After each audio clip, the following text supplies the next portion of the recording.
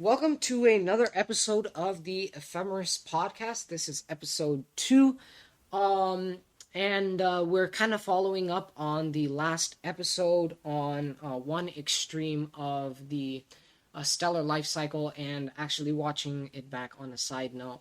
I noticed there are a couple of mishaps with, some of the terms I was using, so hopefully that's something that isn't too much of a problem in terms of listenability, and is something I will look to improve on in the upcoming episodes. But yes, as I said, in the first episode we covered one extreme of the stellar life cycle where you get these humongous stars, blue supergiants, and they're massive and luminous, as the name would suggest. And I get into details in the first episode. There's a couple that I missed out. I know I was going to talk about chemical composition, and pretty much what I was going to say about that is just, along with having a lot of hydrogen and helium, they have heavier elements like oxygen, silicon, all that kind of good stuff. But yeah, that's about all I have in terms of feedback on the last episode. So let's just get into what we're going to talk about today, which is the other extreme in the stellar life cycle, where stars become so small that they are failed stars. And that turns out to be what we call brown dwarfs. These things are absolutely tiny compared to some of the stars, regular stars that we have in the universe. And it gets even crazier from brown dwarfs, which we'll get into in a moment. But let's just do a little bit of a debrief in terms of brown dwarfs. So brown dwarfs are about less than 0.08 solar masses than the sun, and as they are beginning to become a protostar, like in the main sequence phase, they simply just fail to fuse hydrogen into helium, and they become more like a white dwarf. But it's just this star is rather at the beginning of its life, and rather than at the end of its life. And yeah, so what's really interesting about brown dwarfs is that they're actually really difficult to tell apart from planets, just because of how small they are. Because if you look at the mass range for brown dwarfs, it'll be about like approximately 13 to 80 times that of Jupiter. So that is small, because if you put the mass of Jupiter in comparison to the sun is 1,000 times more massive than Jupiter. So if you're comparing a brown dwarf to the sun, it's significantly small, and they are significantly less hot as well. So their surface temperatures, looking at some of the data tables that they have, typically what happens is brown dwarfs can be either LT or Y stars. The brightest of the bunch will usually have a surface temperature of about 2000 Kelvin, which compared to the sun, again, is half the surface temperature, which is quite crazy. But once you get to the bottom of the barrel in terms of brown dwarfs, the surface temperature becomes around like 225 Kelvin, which is below room temperature on Earth, which is wild. It's wild. It's absolutely bonkers.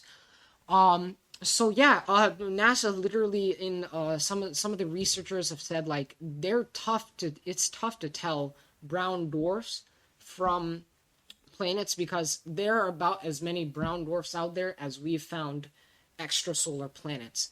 So yeah, these things are tiny, difficult to find little things because of how dim they are. And looking into how they actually found it, it was a difficult process, because a lot of these brown dwarfs did not get found until the late 20th century, because of how dim they are. Again, one of the most famous ones, which is GD165, name's not too relevant, but it's right as we speak. Obviously, our understanding is that it's a L dwarf, but back then they had so much difficulty like figuring out what it actually was, because they kind of expected it to be a red dwarf, but it became clear that it was a much cooler object, and it wasn't quite as probably quite as luminous.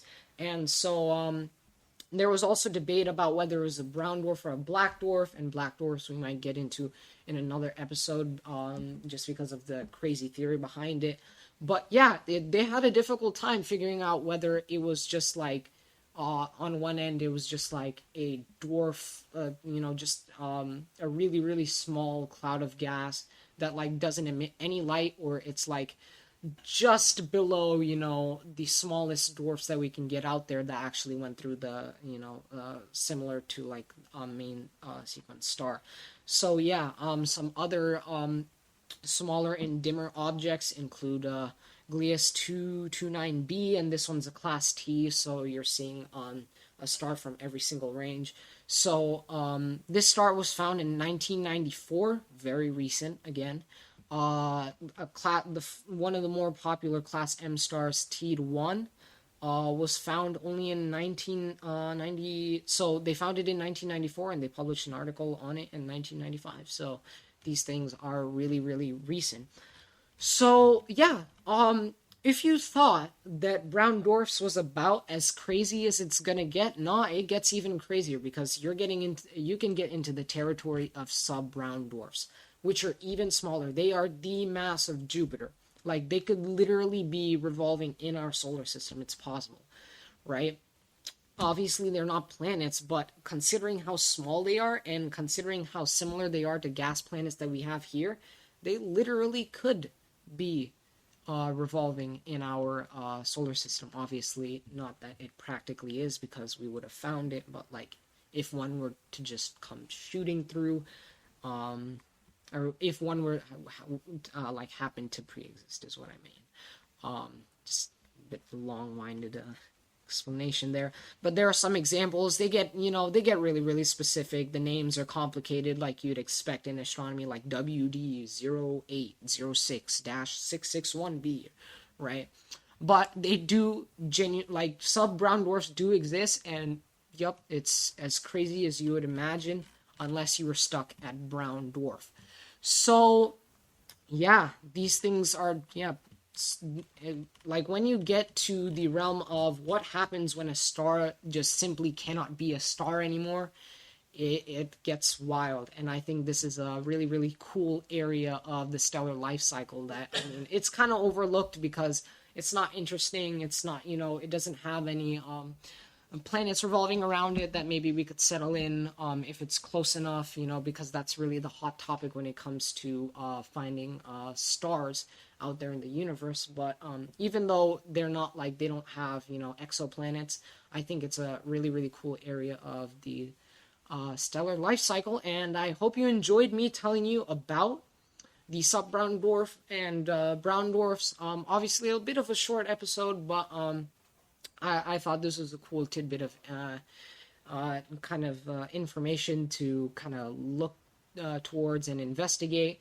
If you enjoyed listening to this episode, and you haven't checked out episode 1, go ahead, check that out. That's the coexisting episode with this one, which kind of falls into the same subject, and will probably interest you as well. Hopefully I will, look forward to some extra episodes where we're probably going to get into more recent news stuff, or some other, cosmic theory. But yeah, that's been it from me, Aphelion, and I will see you guys in the next episode. Peace.